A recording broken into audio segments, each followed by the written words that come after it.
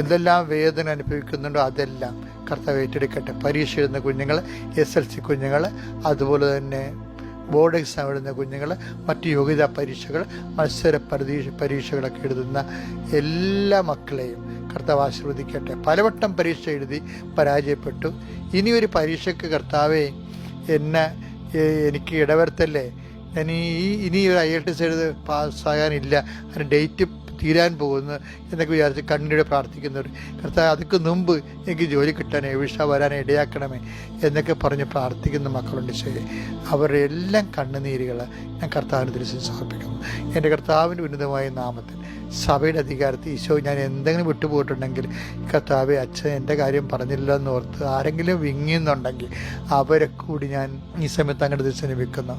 അവരെ ആശീർവദിക്കുകയും അവർക്ക് സാക്ഷ്യം പറഞ്ഞ് സന്തോഷം തിരിച്ചു വരാൻ ഇടയാകുകയും ചെയ്യട്ടെ. Lord, infuse your spirit of power and grace.